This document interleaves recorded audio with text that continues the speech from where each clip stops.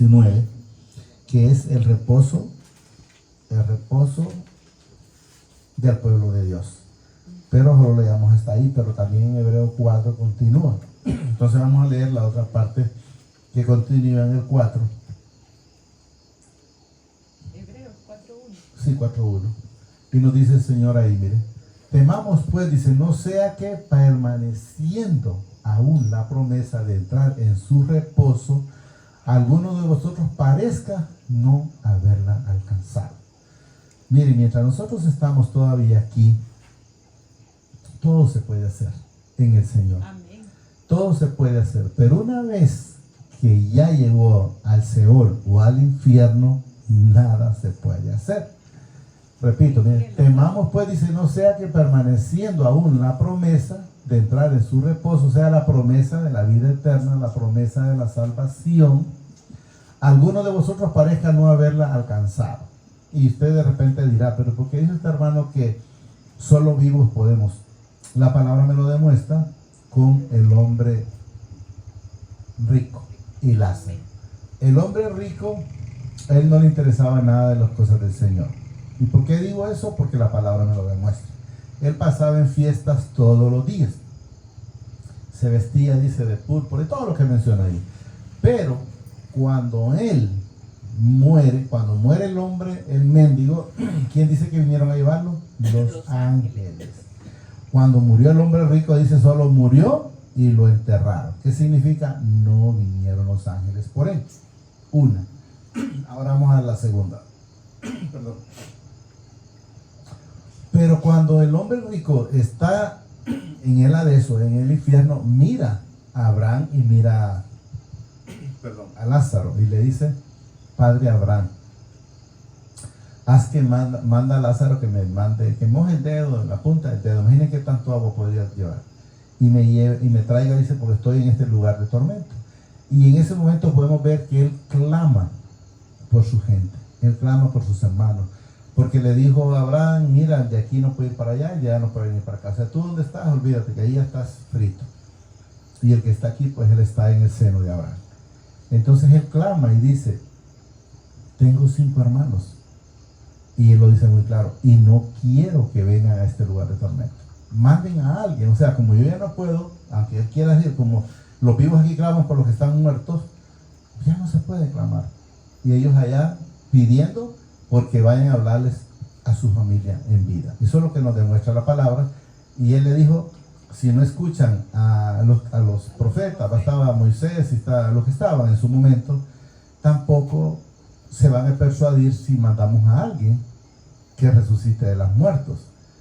Y aún así, con la bendita misericordia del Padre, mandó a Jesús que fuera a la cruz, supuestamente muere, y también luego resucita. Entonces, pero también mucha gente en muchos lugares todavía están esperando esa resurrección. ¿Por qué? Porque tampoco creyeron. Es lo que la palabra lo dice, solo da el cumplimiento. Yo no quiero que entendamos que estas personas allá estaban clamando, nos demuestra la palabra, pero ya nada se puede hacer. Dice ahí, no sea que permaneciendo aún la promesa de entrar en su reposo, alguno de vosotros parezca no haberla alcanzado. Entonces debemos de aprovechar. Nosotros, si no aprovechamos en vida, el que se muere. Yo recuerdo una vez, y lo he mencionado un montón de veces, una persona, estaba como ahorita aquí, y la hermana me trajo un papelito ahí, nada más que era en Yarumena. Y yo les pregunté, ¿este papelito qué es? Es que la hermana quiere que ore por su hijo, me dice. ¿Dónde está? Le pregunté yo. No, ella murió hace 10 años. No, señora. Se enojó, le parece. Y desde entonces no volvió. Pero es problema de ella, no mío, porque yo no la voy a engañar. Yo le digo así, oremos por su hijo para que salga. No, ya no hay remedio. Y esto más, me fui a la palabra y le leí la palabra. Si ella se quiere, si no se arrepiente, pues también se va a perder. Porque están acostumbrados a ir a lugares, por decir, a cualquier otro tipo de congregación, y ya le dice, ya dicen a pedir por un muerto. Yo no voy a pedir por un muerto, ya no se puede hacer nada. La palabra me lo manifiesta, tiene que ser en vida. Entonces debemos de aprovechar mientras la promesa está, y esa promesa está mientras nosotros aún respiramos. El ladrón de la cruz aprovechó, uno de ellos, el último momento y fue salvo. El otro no le interesó. Porque también dice a nosotros se nos ha, miren, anunciado la buena nueva como a ellos. Lo que nos da a entender es que a nosotros se nos está anunciando la palabra así como se le anunció a ese ladrón de la cruz y a todos los demás, y no fueron obedientes porque no iba acompañada de la fe. Ahí lo vamos a leer. Porque también dice a nosotros se nos ha anunciado las buenas nuevas como a ellos, pero no les aprovechó el oír que la palabra. ¿La escucharon? Sí. Ahí lo dice, ¿verdad? Por no ir acompañada de fe en los que la oyen. O sea que hay quienes sí oímos la palabra, la recibimos y la atesoramos, pero hay quienes no, y entonces ahí es donde vienen los problemas. Repito, porque también a nosotros se nos ha anunciado la buena nueva como a ellos, pero no les aprovechó, dice, el oír la palabra por no ir acompañado de la fe en los que la oyen. Entonces debemos de estar con esa fe, debemos estar con esa esperanza y debemos de estar creyendo en lo que el Señor ya hizo. No es que va a hacer, Él ya lo hizo. Pero los que hemos creído, miren, entramos en el reposo de la manera que dijo, por tanto, juré en mi ira. O sea, ¿quiénes entran en el reposo? Los hijos de desobediencia.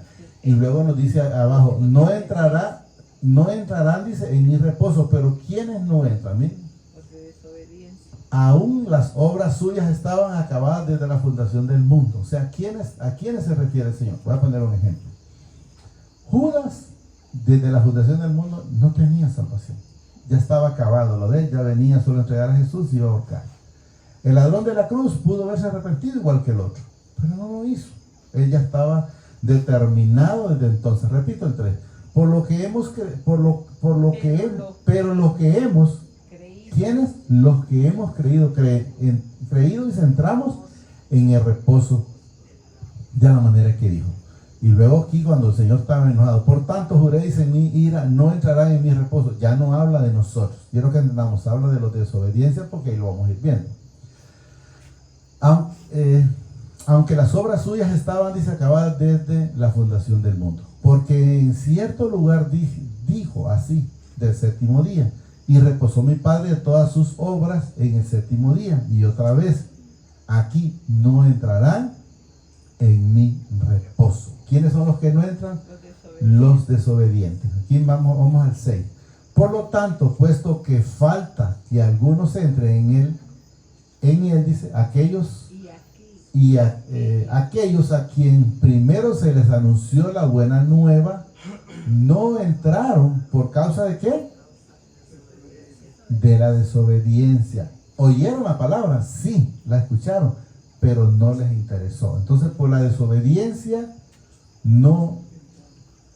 por causa de la desobediencia, no entraron al reposo. Entonces, repito, aquí, y aquellos, dice, a quienes primero se les anunció la buena nueva, no entraron por causa de desobediencia. Amaron más que el mundo, amaron más que el pecado antes que el Señor. Eso es lo que quiero que entendamos.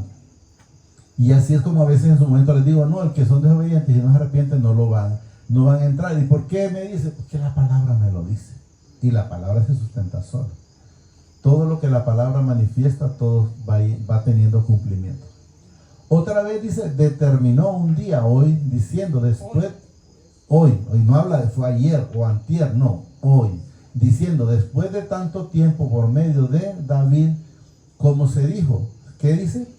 Si oyeres su voz, no endurezcáis vuestros corazones, como hablábamos, que el Señor le dice, ayúdele a alguien por allá y viene usted y en lo que va y dice, no, hombre, si este camina más rápido que a mí, más bien yo soy el que ocupo. Entonces, si usted no lo hace, entonces, ¿qué hace en ese momento? Endurece su corazón. Eso es lo que nos manifiesta. Entonces hay que estar, si oyeres hoy su voz. Entonces, tenemos que entender, no habla de ayer, no, te habla de hoy. Dice que las misericordias son nuevas cada mañana. Entonces debemos de estar atentos, escuchando esa bendita voz y saber qué es lo que cosas que le agradan al Señor y estarlas haciendo. No endurezcáis vuestros corazón.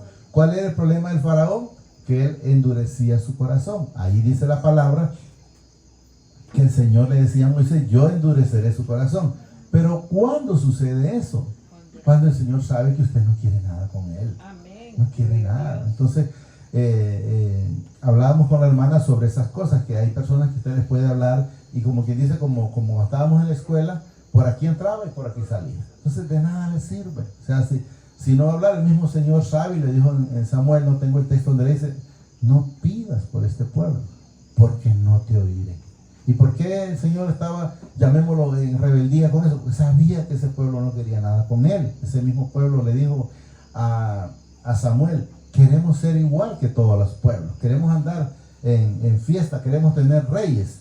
Y él se entristeció y fue a la presencia del Señor y le dijo al Señor, y le dijo, Samuel, no te preocupes, le dio a entender, porque no es a ti que te han desechado, es a mí que me han desechado. Y eso es lo que el Señor manifiesta. No endurezca, dice, vuestro corazón. Porque si Josué, dice, les hubiera dado el reposo, no habría después de otro día. Entonces, ¿qué nos enseña? No es José, no es Abraham, no es Moisés, ninguno de ellos. El único que a usted le da reposo y a mí se llama Jesucristo. Eso es lo que debemos de entender. Por tanto, queda, dice, un reposo para el pueblo del Padre. Entonces, ¿cuál es ese reposo? Es ir a Jesús. Si nosotros vamos a Jesús, entonces vamos a encontrar el reposo, vamos a encontrar el descanso. Yo les pongo un ejemplo, por la gente que fuma, o la gente que toma, o la gente que se droga. Yo les pregunto, ¿cuánto les dura ese? Que no es un gozo, quiero que entendamos, es una alegría, es un engaño de Satanás. ¿Cuánto tiempo le dura eso? Es un poco tiempo. ¿Y de qué les aprovecha? De nada, porque no le aprovecha absolutamente de nada. Al contrario, se queda sin dinero y cuántas cosas hace. Entonces no le aprovecha en nada. Pero si estamos con el Señor, la cosa va a ser completamente diferente. Por tanto, dice que da un reposo para el pueblo del Señor. Porque dice, el que ha entrado en su reposo, también ha reposado de sus obras, como mi Padre de las suyas. Entonces nosotros enteramente descansamos cuando llega el Señor a nuestra vida, porque ya no está ese afán, ya no está esa preocupación, porque puede venir el cobrador, que venga, y si yo tengo el dinero se lo voy a dar. Y si no lo tengo, le voy a decir, fíjese que no lo tengo. Y le va a dar pena. A mí ya no me da pena. Ya no debo, gracias a Dios, así ya no estoy en eso. Pero así estuve. Yo estuve cuando en su momento tenía tarjetas de crédito y me hablaban y me decían, mire que necesita hacer esto y lo otro. Y yo decía, sí, está bien, yo sé, le decía yo. ¿Y para cuándo cree que puede hacerlo? No, es que no le puedo dar una fecha. Pero ¿y por qué no? Me decían, porque no le puedo mentirle. Entonces era fácil antes de decir, póngame para tal fecha. Y luego me hablaban, no puedo, pero póngame para otra fecha. Entonces llegaban momentos que me colgaban, porque yo creo que pensaban, es que está loco, a ver qué está pensando eso. Porque yo les decía, no, es que mientras el Señor no me dio una fecha, yo no le puedo dar una fecha porque yo ya no le puedo mentir. Pero mentir era lo más fácil antes. Entonces debemos de entender que nosotros entonces descansamos porque ya entregamos las cosas a Él. Él fue el claro cuando dice, llevad mi yugo. Entonces, ¿cuál es? Que agarremos y leemos nuestras cargas. No fue Él que se endeudó, pero Él dice que le demos las cargas. Entonces yo se las di. Y aquí estoy viviendo una vida en el Señor. No, lógicamente también Él proveyó y se pagó, porque los hijos del Señor son hijos de obediencia. Casualmente me decía la hermana, porque ya mi hija ya casi termina, y estaba hablando de los detalles a la casa ahí donde estaba alquilando, y me decía mi hermano, ojalá que, la hermana me decía, ojalá que todo el mundo fuera así, me dice. O sea, de dejar arreglado y no dejar ordenado, ¿no? Le pinté, le cambié, ya vi que lo miré malo. Entonces le digo yo, eso solo se puede ver en unas personas. Y es cuando el Señor está en nosotros. Porque ya no lo hacemos por nosotros, lo hacemos por el Señor. Porque debemos de ser de honra. Cuando ya le podemos decir a la persona, revise su casa, porque yo no me voy a ir en escondidas, porque ya pagué y se la voy a dejar como me la entregó. Entonces debemos de ser, solo ahí se mira la luz. De lo contrario, no se mira, porque la gente actúa de mucha mala fe. Se lleva hasta los focos, las rosetas que yo creo que ni le sirven, pero lo hace. Pero cuando la presencia del Señor está en su vida, usted tiene que ser una persona completamente diferente, porque se tiene que ver la luz del Señor en su vida. Porque el que ha entrado en su reposo también ha reposado de sus obras como mi Padre de las suyas. ¿Estamos entendiendo? Entonces procuremos estar ya viviendo en ese reposo. Procuremos pues dice entrar en aquel reposo para que ninguno caiga en semejante ejemplo de desobediencia. Casualmente tocábamos también ese tema. que me decía que el Señor es un Dios de amor, pero sí también es fuego consumidor para los desobedientes. No dice que es para los obedientes, es para los desobedientes. Para que ninguno caiga, dice, en semejante ejemplo de desobediencia. Porque la palabra de mi Padre es viva y eficaz, y más cortante, dice, que toda espada de doble filo, y penetra hasta partir el alma y el espíritu, las coyunturas y los tuétanos, dice, y disciernen los pensamientos y las intenciones del corazón. Jesús le decía cuando hablaban ellos, por decir suavecito, me imagino, o en su corazón, le decía, ¿por qué caerás? Porque yo los puedo engañar a ustedes me pueden engañar a mí, pero al Señor nadie los puede engañar. Para Él estamos descubiertos. Entonces cualquier cosa que nosotros querramos hacer, sepamos que de antemano el Señor ya la sabe. Entonces guardémonos por Él y para Él. No hay cosa creada que no sea manifiesta en su presencia. Entonces quiero que entendamos que ahí no hay que lo pueda engañar. Hay unos que entraron según hay una parábola de que el Señor invitó en la fiesta de las bodas. Y había alguien ahí que entraron y el Señor le dijo, ¿y cómo entraste? O sea, de antemano no estaba en esa santidad, no estaba vestido como de fiesta. Entonces el Señor lo mandó a echar al infierno, es lo que da a entender. Entonces a él nadie lo puede engañar, y eso debemos de saberlo. Y no hay, dice, cosa creada que no sea manifiesta en su presencia. Ante bien, todas las cosas están desnudas. Así estamos nosotros, desnudos ante su presencia, y abierta los ojos de aquel a quien tenemos que dar cuenta. Usted no se preocupe por mí, no se preocupe por la hermana, no se preocupe el que tiene su esposa por su esposo, por su esposa. O sea, me refiero de quedar bien. Usted hágalo, todo lo que usted haga, hágalo como para el Señor. O sea, usted atiende a su esposo, hágalo para el Señor. O su esposo o su esposa, hágalo para el Señor. O al hijo, hágalo para el Señor. O a la hija, hágalo para el Señor. Al vecino, hágalo para el Señor. Entonces, la persona no podrá agradecerlo, pero no me interesa, porque no lo hice por él, lo hago para el Señor. Como una persona decía en su momento, hijo trae reposo también. Lógicamente, porque hacemos la voluntad del Señor. Decía, estaba en unas alabanzas, y dice que le dijo donde la persona, el pastor, como dice, así decía ahí, y le dijo, pastor, mire que no me gustaron las alabanzas. Le dijo, qué bueno, le dijo. Entonces yo creo que ella esperó algo. ¿Qué pasó? Le dijo, ¿y por qué? Es que no eran para ustedes. Por eso. Entonces, si nosotros lo hacemos para el Señor, debemos de estar tranquilos, debemos de estar en paz, debemos estar gozosos. Por tanto, teniendo, que dice, un gran sumo sacerdote que traspasó los cielos, Jesús, el Hijo del Padre, retengamos nuestra, ahí dice profesión, retengamos lo que el Señor nos ha enseñado. Retengamos esta bendita palabra, y no solo retenerla, sino que se mire ese fruto en nuestra vida, poniéndolo en práctica, como dice el hermano. Entonces debemos de saber que el único sumo sacerdote ante el Padre y nosotros se llama Cristo Jesús. Porque no tenemos, dice, un sumo sacerdote que no se pueda compadecer de nuestras debilidades, o sea, que no tenga, él sabe. ¿Quiénes son?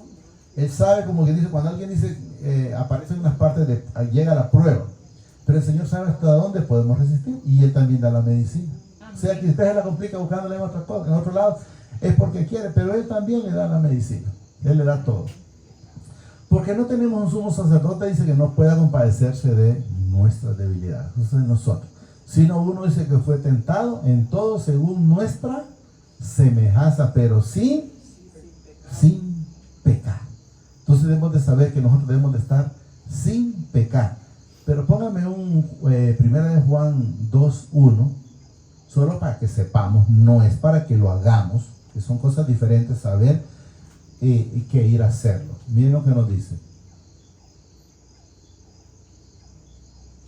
Miren, dice, estas cosas os escribo para que no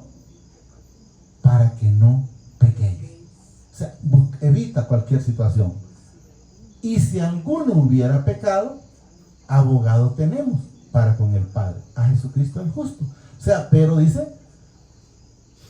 no pequéis. Bueno, estamos. Entonces quiero que entendamos que si evite, pues, pero si cayó, pues vaya a los pies de Jesús, a pedirle que con un arrepentimiento, no solo de labios, sino que de corazón, llegar con un corazón contrito y humillado a los pies del Señor, y Él pues nos perdona. Pero debemos de saber, no hay que estar agarrando como caballito de batalla, el estar, hoy peco y mañana voy a pedir perdón, porque el Señor no es juguete de nadie. Eso que no le quepa duda, el Señor no es juguete de nadie. Acerquémonos pues, dice, confiadamente al trono de la gracia para alcanzar misericordia y hallar gracia para el oportuno socorro. Cuando Él viene por cada uno de nosotros, que nos halle limpios, que nos halle cada día, que vamos siendo santificados, porque nadie puede llegar al Padre, dice la palabra, si no ha sido santificado a través del Señor Jesucristo. Hasta ahí llega, ¿verdad? Solo démosle gracias, amadísimo Padre. Te damos gracias por esta bendita palabra que nos has dado esta preciosa noche. Te pido que permitas que la podamos atesorar en nuestra vida, pero sobre todo que seamos hacedores de esta bendita palabra. Sí, Padre del cielo y la tierra, gracias. Gracias, Padre. Gracias, Señor Jesucristo, y gracias, Espíritu Santo. El Señor los bendice hoy, mañana y siempre, hasta la eternidad, más de lo que somos bendecidos espiritualmente. Amén, amén y amén.